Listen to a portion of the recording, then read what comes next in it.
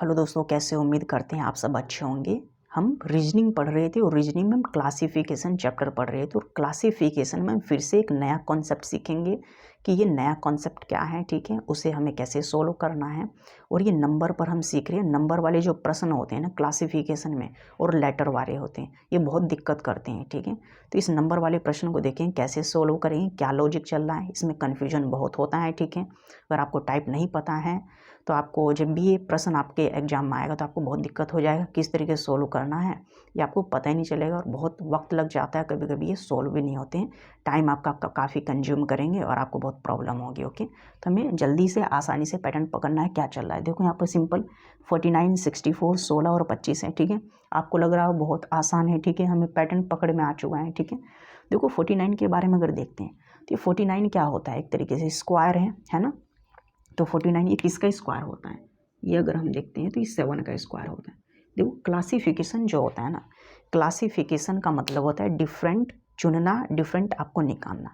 तो आपके पास ये 4 ऑप्शन हैं, तो इसमें से 3 कोई ऑप्शन जो होते हैं उसमें एक लॉजिक चलता है, एक पैटर्न होता है, ठीक है। और चौथा जो होगा उसमें अलग पैटर्न है, बिल्कुल ही अलग सबसे, तो वही आपका आंसर होगा। तो जिस ऑप्शन में सबसे अलग लॉजिक है वही आपका आंसर है, वही हमें पहचानना है और वही क्लासिफिकेशन होता है, वही हमारा डिफरेंट होता है और वही आंसर होता है। ओके, तो ये आप समझ चुके हो। तो देखो 49 जो हमने देखा ये 7 का स्क्वायर 49 होता है, ठीक है।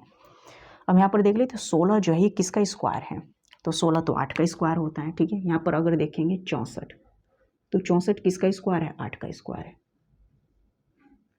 ठीक है। देखो ये 49, ठीक है, 7 का स्क्वायर 49 होता है, 8 का स्क्वायर कर देंगे तो 64 आ जाएगा 64।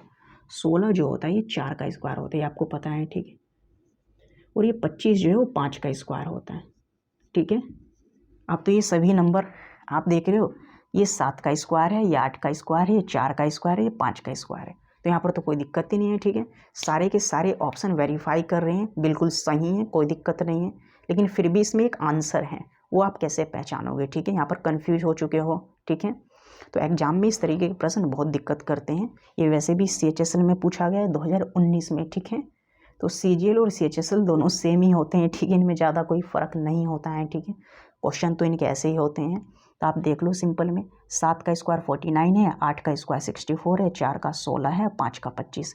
अब कमी तो हमें कहीं पर दिखाई नहीं दे रही है, लेकिन कमी हमें ढूंढनी पड़ेगी, कहीं ना कहीं कुछ गड़बड़ है, वो हमें पहचानना पड़ेगा। ओके, तो देखो हम इसे कैसे करते हैं, इसका क्या आंसर होगा। ओके, आपको ध्यान देना है। देखो 7 का जो स्क्वायर है वो 49 ही होता है, 4 का 16 होता है, 5 का 25 होता है, लेकिन ये जो 8 का स्क्वायर 64 होता है, अगर हम देखेंगे ये केवल एक नंबर का स्क्वायर है। देखो 49 जो होता है केवल 7 का स्क्वायर होता है, इसे और तरीके से हम नहीं बना सकते, ठीक है। 7 के अलावा किसी अलग नंबर का स्क्वायर नहीं है, क्यूब नहीं है, ठीक है। 64, 16 के बारे में अगर हम बात करते हैं तो 16 जो होता है ये 4 का ही स्क्वायर होता है, 4 के स्क्वायर से ही बन सकता है। 25 जो है 5 के स्क्वायर से बन सकता है, ठीक है। तो बचा हमारे पास 64, ठीक है। तो 64 के बारे में अगर हम देखते हैं तो 64 जो होता है, देखो 8 का स्क्वायर 64, लेकिन अगर हम बात करते हैं 4 के बारे में तो 4 की मल्टीप्लाई 4 में करेंगे तो 16 आएगा, और फिर 4 की एक बार और मल्टीप्लाई कर देंगे तो ये हो जाएगा 64। मतलब 4 का जो क्यूब होता है ना वो भी तो 64 होता है। तो 64 जो है 8 का स्क्वायर भी होता है और 4 का क्यूब भी होता है, ठीक है। ये आपको क्यूब याद है ना, अगर याद नहीं है, ठीक है, तो आपको दिक्कत हो जाएगी, फिर तो ये प्रश्न बनेगा ही नहीं, ठीक है। छोटे छोटे क्यूब आपको याद रखना है। तो देखो 64 8 का स्क्वायर होता है, तो स्क्वायर के अकॉर्डिंग तो ये चल रहा है, लेकिन बाकी में हम कुछ अलग नहीं कर सकते, यहीं पर कुछ होगा, ठीक है। तो हमें पता 8 का स्क्वायर 64 है, लेकिन ये 64 जो है 4 का क्यूब भी है। तो हम यहाँ पर 8 ना लिख के यहाँ पर लिख सकते हैं कि ये 4 का क्यूब है, ठीक है। ये क्या है, 4 का क्यूब। तो 64 क्या है, 4 का क्यूब है। तब यहाँ पर देखो अलग हो चुका है, 7 का स्क्वायर, 4 का स्क्वायर, 5 का। तो बाकी 3 ऑप्शन जो है वो स्क्वायर के अकॉर्डिंग आ रहे हैं, लेकिन ये वाला जो ऑप्शन है ये क्यूब है। तो 64 स्क्वायर भी है और क्यूब भी है, तो स्क्वायर के अकॉर्डिंग तो इसमें गलत होगा नहीं, तो हमें क्यूब के अकॉर्डिंग देखेंगे। लेकिन और कोई भी नंबर, किसी भी नंबर का क्यूब, 49 किसी का भी क्यूब नहीं है, 16 भी किसी का क्यूब नहीं होता और 25 भी किसी का क्यूब नहीं होता, लेकिन 64 होता है। तो इसीलिए से हमारा जो डिफरेंट आंसर है वो 64 होगा, ठीक है। आप समझ चुके हो 64 क्यों है, क्योंकि ये 4 का क्यूब है, बाकी नंबर किसी भी नंबर का क्यूब नहीं बन रहे हैं। और बाकी में सब में जो है वो स्क्वायर का कॉन्सेप्ट चल रहा है। तो इसी तरीके से हम इसको हम आंसर करेंगे, 64 हमारा आंसर होगा। तो बहुत आसान तरीके से हम कर सकते हैं, ठीक है।